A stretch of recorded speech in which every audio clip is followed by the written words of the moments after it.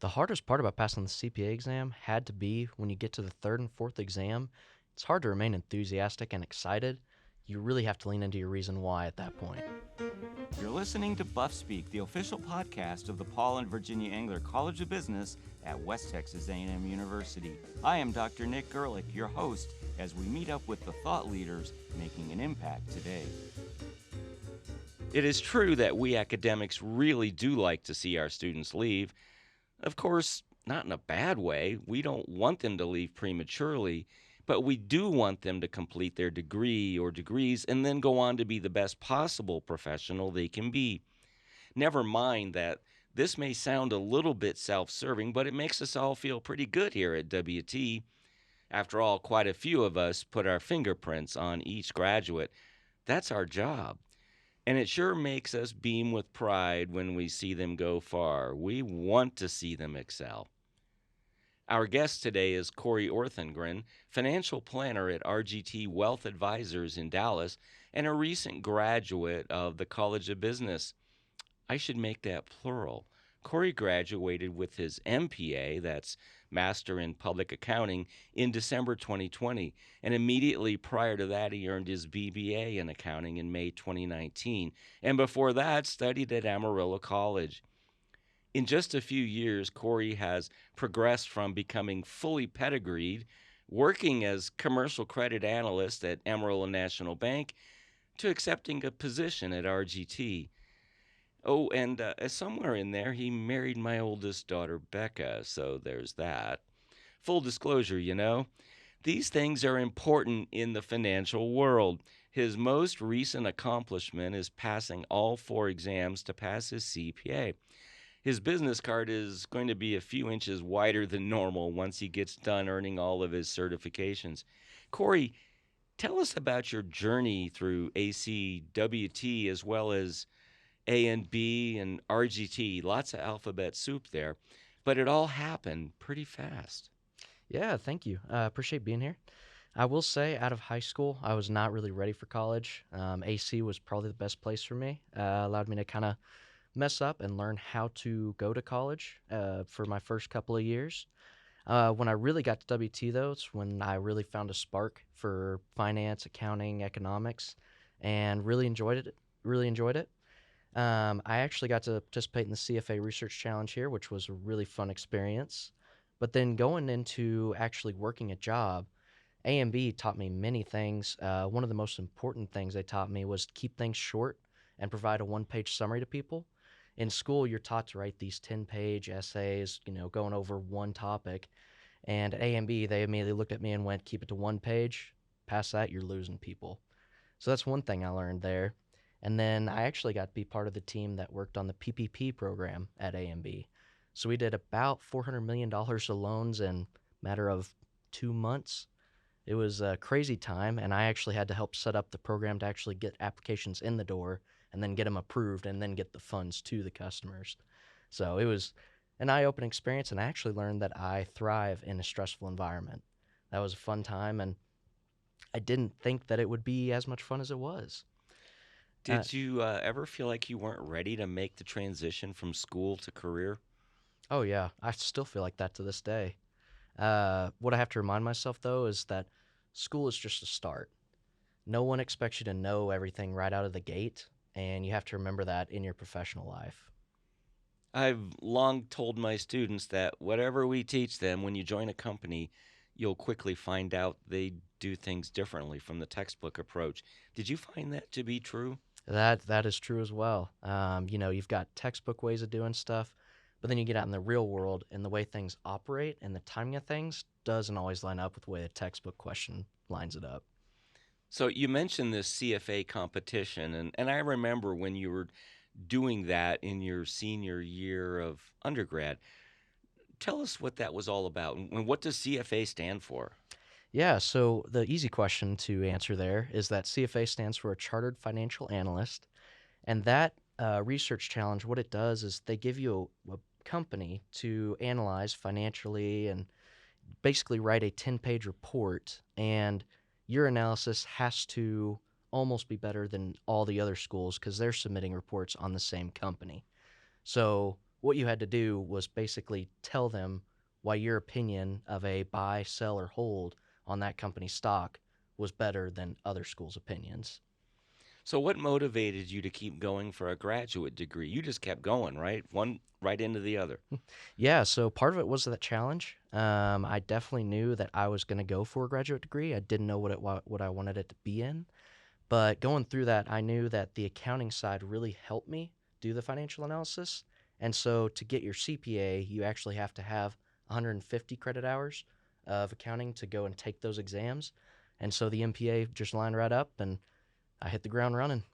Well, I know there was also a lot of overlap in your schooling and your professional work because you were doing this MPA online while working at A&B. How were you able to balance the rigors of both, not to mention being engaged to my daughter? Yeah, so that was a fun balancing act at that time. One thing that really helped me though was making sure I kept work at work, and as soon as 5 o'clock hit or 5:30, you got everything that you could do in one day done. You go home and then you focus on something completely different, and you couldn't really be hung up on what happened that day or think about the projects that you didn't finish. Get them to a stopping point, put it down, go to the next thing. So, what was your experience like going to grad school completely online? Um, I know when I did grad school, we didn't have online, and it was all face to face, and everything was face to face at WT for many years. But now in the modern era, we don't have too many graduate classes on campus. They're very rare. You know, you lived here, you went to school here. I saw you in the hallways. You were accustomed to going to class on campus during your undergrad. Do you feel like you got the same quality level in your education as you would have in a face to face class? I do. The online courses, you kind of have to attack them same as face to face. You have to remain engaged with the professor and your classmates. And I think that was the biggest thing that I had to kind of keep carrying on. It was like, okay, you were face to face, you were talking to people about this. Well, you might be able to not talk to them anymore, but you can email them, maybe get a coffee set up with them, stuff like that. So remaining engaged, I feel like I got the same experience and got the same quality of education. Well, no sooner had you married my daughter and moved to Dallas that you took the position with RGT.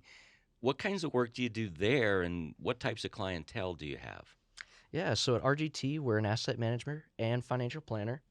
So what I do is I'm on the financial planning side, and it really matters the assets you invest in and how you actually own them matters. So what I do a lot is estate planning, and so that's setting up people's estates for passing away, handing assets down to the next generation. So that's a lot of what I do at RGT. And then RGT pushed you to earn your CPA or certified public accountant. Why did they see this as being important for the role you play with them? And while you're at it, tell us about all the steps, the level of difficulty, the preparation, the materials, etc. It's like you didn't really even have time to catch your breath after earning 2 degrees and getting married. Yeah, so I'll kind of start with what kind of clientele we deal with at RGT. So these are high net worth individuals, including business executives, business owners, and even a few professional athletes that are good at their craft and very well credentialed already. And so they want to see people on their team helping them out with their financial plans, with their investments that have their CPA, CFP, CFA designations. And so that's important for my role there. The CPA it was difficult. There's 4 exams. So you've got FAR, Audit, Reg, and BEC. These all play a different role in your accounting degree, too. And so the challenging one for me was actually auditing and tax because I did not have a background in either one of those. And so those were more of I really had to read the books, really like practice every question I could, and then kind of hope and pray at the exams.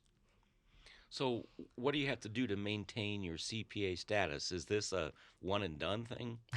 Thankfully, I don't have to take any other exams. That's the good part. But I do have to have 120 credit hours of just continuing education over a 3 year period.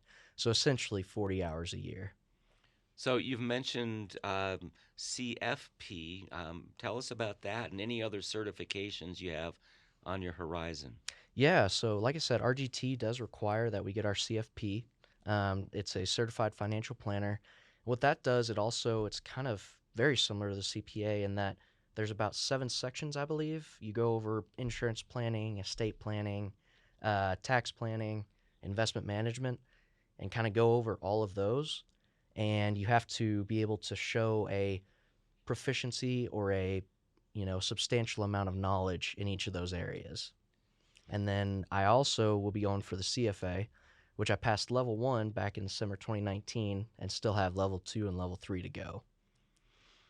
Your business card really is going to be wide. All those letters after your name. That's great. Um, both you and Becca were raised right here in Amarillo and Canyon. How was the transition from a metro area of only 309,000 to one of roughly 7.8 million people? And never mind the heat and humidity, that must have caused some culture shock, even if it is still in the same state. Yeah, so that was fun to learn, especially because everyone drives really close there. We live right by the North Tollway, and so there's some really nice cars on there in the morning, and so you're both oohing and awing at these cars, and then praying that you don't hit one. We've all heard the platitudes about investing, buy low, sell high, and never put all your eggs in one basket, but these are just common sense. What other pieces of investing advice can you give that are maybe uncommon sense? Yeah, so one of the things about investing that I think a lot of people don't estimate, they underestimate quite a bit, is actually the psychology of when you actually do invest. Like it's easy when you're in a classroom kind of looking at things and looking at an asset to invest in, or even in my job, it's easy for me to answer a client question and say, hey, here's a smart thing to do, but then here's also another side of it where you also have to be rational. And so that's what I actually read a good book by Morgan Housel. It's called Psychology of Money. And he has one chapter that literally goes into this reasonable versus rational type of mentality where, you can have like the best answer, but if it's uncomfortable for someone, don't do it because you're not going to stick to it.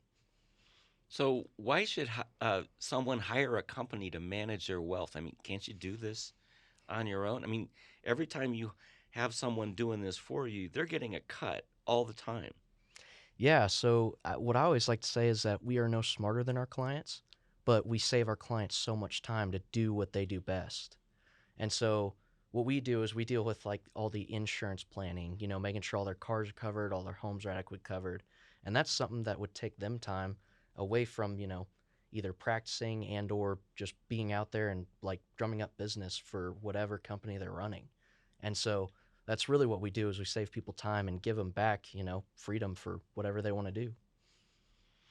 Okay, let's talk retirement. What kind of planning horizon should a person have? The average age of retirement in the US is held steady at about 60 years of age throughout this century. And interestingly, that is like 5 or 6 years younger than the anticipated age of retirement. In other words, people are bailing 5 or 6 years before they thought they would be able to do so. And I don't know if it's because they just get tired of working or maybe they realize they have enough money. But anyway, for better or worse, we're retiring at about 60. But there are a lot of other different cut points to consider here. You can't start collecting Social Security until you're 62, but there's a huge penalty if you do it because you're not going to get as much as you could if you waited until 67 or even 70 to start drawing from that. But you got to have money to live on, right? You can't just throw all this to the wind and hope that everything works out for you. How does all this factor into the equation, and how much should you have in place for your golden years? And then what about people like me, your father-in-law, who plan to keep working at something far into their senior years? Yeah, so good question. In my opinion, I think people are realizing that life is short. Um, you know, if you knew the date you were going to die, I could make you tons of money because knowing that date would help anyone invest better than they currently are. Um, as far as people retiring early, that's kind of my take on it. And you actually realize that you can live on less than you think. That's what we kind of discover in our line of work is when we're running projections for people is it's like, you have X amount of money. If you spend this much, which you comfortably can, you will be fine in retirement. After the break, we'll take a look at the most recent scandal to rock the financial world, as if we needed more gloom and doom. The economy always leading in the daily news, it's no secret that there is a shortage of professionals who understand what's going on in this world. The Master of Science in Finance and Economics prepares the next generation of thought leaders who know how to prepare institutions and companies for the great unknown. Whether you seek employment in business, government, or as an instructor, the MSFE will ground you in all the theory and show you how to put it into practice. Demand meets supply at the corner of finance and economics. It's no mistake that our MSFE is consistently rated as one of the strongest in the nation. We're AACSB accredited and among the most elite of business schools around the world. Reach for the stars and do it with a WT MSFE in hand. Waivers are offered for the GMAT. For more information, find us at wtamu.edu/COB or call 806-651-2500. From the Texas Panhandle to the world, we're here to help you reach those stars. Last November, the headlines rang out about a financial crisis that quickly turned into scandal and potential criminal wrongdoing. FTX, which stands for Futures Exchange, had what is classically called an old-fashioned bank run on its reserves. FTX dealt in cryptocurrency and had its own FTT. And their sister company, Alameda Research, apparently had a balance sheet full of FTT, which caused another company, Binance, to offload its FTX tokens. But Binance did some strange things itself, first offering to acquire FTX and then a day later rescinded the offer. This caused FTX to file for bankruptcy, and then its 30-year-old CEO and founder, Sam Bankman-Fried, to resign. And this was all before lunch on November 2nd. Okay, not really. It just seemed like that because it all happened so fast. It actually took 9 days for all of that to transpire. But boy, it was just a whirlwind of activity, and it seemed like it was all just swirling down the drain. But wait, there's even more. FTX then tried to transfer money to Alameda on the 11th, but 2 days later, reports surfaced that the money was all gone. Not good here. This spurred regulators to begin looking into what is a very unregulated industry. Basically, at minimum, $32 billion disappeared in a heartbeat. Poof, gone. And while this is not even half of the $74 billion Enron scandal 2 decades prior, it's still a lot of cash. I mean, if anything, it seems like a gigantic Ponzi scheme to me. Corey, help us walk through this quagmire. There's a lot of jargon here, and for the majority of us, we have no idea what just happened. Yeah, so they're sorting it out still, and I don't think we're actually going to know what fully happened for a couple years. They're already fighting over TV rights for documenting this thing, but essentially this is very equivalent to Enron's happening. You've got a special purpose vehicle for FTX, which is Alameda Research. They were borrowing funds from FTX to invest in other companies, basically getting a receivable at times, and their balance sheet looked really good, but it was all basically propped up based on the fact that cryptocurrency was doing so well. And now, just like Enron, when oil prices fall, when cryptocurrency prices fall, it all comes out. Cryptocurrencies have only been around since 2009. I mean, that's still relatively new, and that's when Bitcoin was introduced. Now, it still seems like a stretch for most people, myself included, who are accustomed to still having paper and minted coinage in our possession. For many, it's a big leap of faith to have even gone digital at all, seeing numbers on an account ledger, but not actually seeing the cold hard cash. Crypto, though, was not guaranteed by a government like the US dollar, and It's one thing to accept currency issued and managed by a nation, but it's quite another to accept one that is strictly market driven and not by fiat, and certainly not backed by a gold standard. There is absolutely no safety net. Why would someone want to put their hard earned cash into something like this? This is another one of those psychological things. I mean, it's really hard when you're watching CNBC to see Bitcoin up 200% and go, "Nah, I don't want to have that." It's hard to miss. And so you don't necessarily know what you're investing in, but you're just seeing the returns that everyone else is experiencing that you're missing out on, and you just really want to get into it. So, fear of missing out, basically, right? Perfect way to describe it. Do you think there's any future in crypto? And is this the currency of the future or just wishful thinking? I think crypto will have a place. What place that is, I don't know just yet, but I highly doubt it will replace our fiat currency currently being used.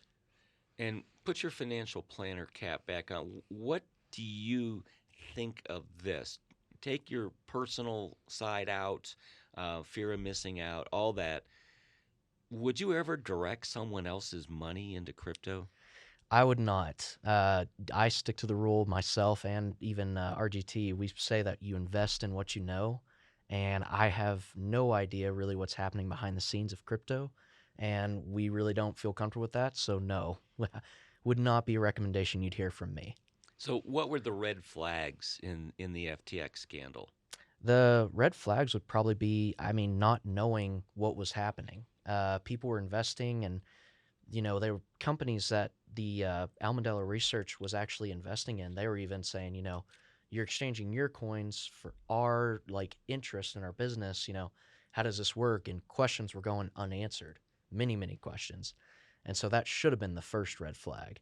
Second red flag was every employee has now said that they didn't have an accounting system or an HR, like a physical HR person there to even help with the business. That's pretty much a staple to every company that I've worked for.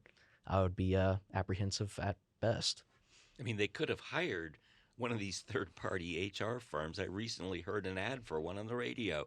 $99 a month. You can have your own HR boss. And they had nothing. Yeah, no, they didn't. I guess they didn't want to spend Bitcoin on getting an HR department. How do you think federal regulators will react? I mean, Enron spawned new accounting standards. Do you think there will be new laws and standards as a result of FTX? Oh, for sure. I think that there's going to be some regulation around this that we don't even realize kind of what it's going to be just yet. They're already kind of starting to talk about it, and we'll see what comes. But there's definitely going to be some new regulations around this. And how do you think the accounting curriculum will change as a result of this? I think ethics classes will have a heyday with this. I think this is going to be a new story to kind of follow. And, we just had another one wrap up with the Theranos founder. That finally coming to a close. And so I think this is just another feather in the cap for an ethics class, and we'll learn a lot from it. If you had to give a cautionary tale to investors based on what happened a few months ago, what would it be? It's that you have a fear of missing out, but you might also think about how you would feel right now seeing all of your funds go away in an instant. I mean, you kind of have to weigh, okay, I'm missing out on 200% returns, but at the same time, how would I feel if this goes to absolute zero? And that would be even worse if you were 65 or 70 years of age, thinking you had enough socked away in a variety of places and you were going to be set for life. And then you wake up one day and realize you got to go back to work. Yeah. Don't put all your retirement in cryptocurrency. That's gonna turn up not good. When we come back, we'll listen to Corey wax philosophic about life after university. Paying taxes is never fun, and for this reason, there's always a demand for more CPAs. Our MPA degree, or Master's in Public Accounting, prepares students to take the CPA exam and helps their clients navigate those tricky waters. Or you could use this as a stepping stone towards a PhD and a career in academia. Either way, our MPA will ensure that you are up to date on all of the generally accepted accounting principles and ready to toil in the world of taxation, debits, and credits. We're AA CSB accredited and among the most elite of business schools around the world. Reach for the stars and do it with the WT MPA in hand. Waivers are available for the GMAT. For more information, find us at wtamu.edu/COB or give us a call at 806-651-2500. From the Texas Panhandle to the world, we're here to help you reach for those stars. Corey, you haven't had much time yet to reflect on where you've been and where you're going, but at the same time, you've already covered a lot of ground. Are you living the dream yet, or are you still working on it? I'd call it a little bit of both. I don't know if I had really a picture of my dream when I graduated, but I'm definitely still working towards something that I'm kind of building a dream for, is what I'd kind of say. Is there anything you would have done differently? I probably would have taken college a little bit seriously the earlier on. My first 2 years, I just didn't, and I probably would change that part, but that's about it. I remember you were in my Principles of Marketing class. It's a number of years ago now, but I do recall you doing well in that class. Maybe it was because, out of fear. I don't know. Maybe just a little Yeah, bit. but I also remember you expressing frustrations with teammates in the class because they were not maintaining your standards. And so I took that as a very good sign that you had made a lot of progress and you expected everybody else to come up to your level and you weren't going to stoop to theirs. Yeah, that was kind of hard on some classes. Was just having an expectation of my work and then kind of getting in a group project and just the expectations were not met. But we dealt with it. It was fine. You're still a very young man, but I have to ask, do you have any regrets thus far? No regrets. That's one thing that I am thankful that I don't have just yet. I think I've taken everything in full stride and done the best I could at that time. So So, what have been the biggest surprises less than 2 years out of the gate? the biggest surprises, people taking me as seriously as they have. I did like I've approached everything as I am fresh out of school. I don't have every answer right now, but people have really taken to me and said, "Hey, whatever you say, we're gonna kind of go with." That was kind of the surprising thing in the PPP program is they were like, "Hey, you're gonna kind of help direct the ship. You're gonna do this part. What you say goes." And I was like, "Wait, hold up. This is a lot of money for me, and I don't know if I should be responsible for this." But they were more than happy to give me that responsibility. So, this sounds like a classic job interview question. Where do you see yourself in 10 years? Oh man, I see myself hopefully just learning something new every day, same way it has been for the last 2 years. Um, I probably hopefully see myself just relaxing a bit more would probably be my best answer for that. That's kind of the hard part about doing all these exams is you go from work to studying and there's really no time in between to just enjoy life at times. So, considering where you are now, is this where you thought you would be, but 10 years ago? In other words, is this what you thought everything would be like? No, my parents had a conversation with me about my second semester of college about possibly going to a trade school because I just was not doing well in college. So definitely nowhere near where I thought I'd be 10 years ago. And that's a good thing. I'm happy that I've evolved and kind of taken things on the chin, and I think that's been for the better, honestly.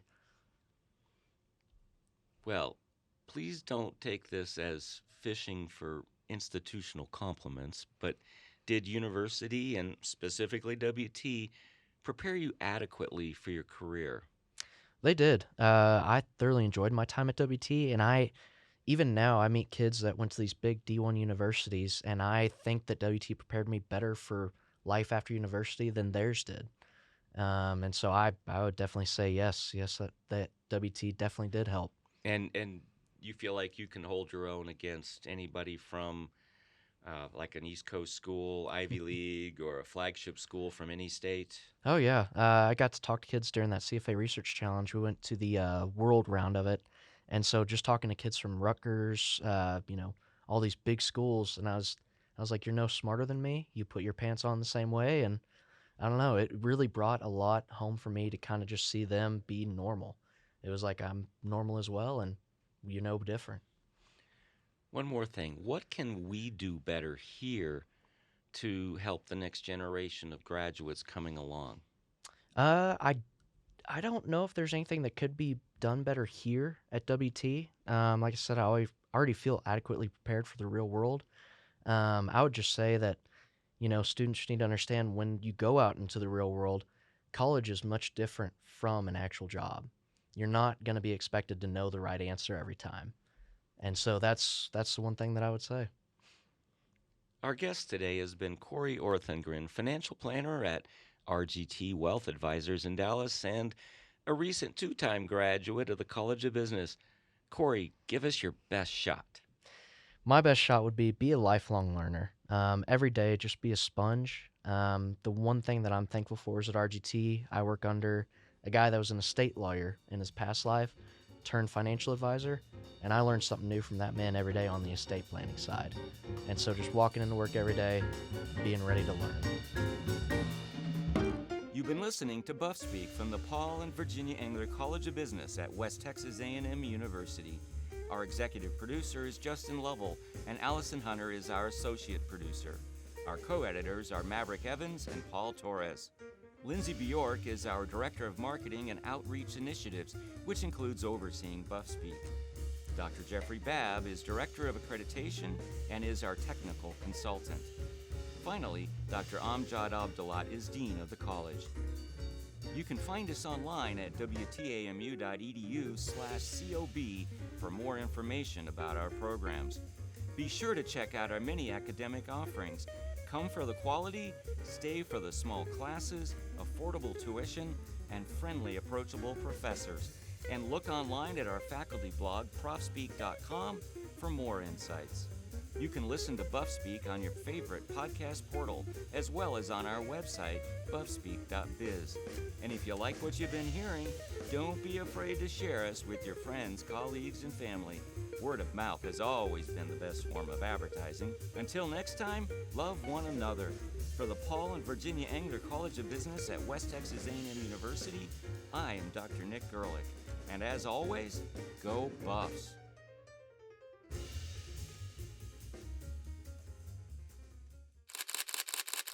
Buff Speak.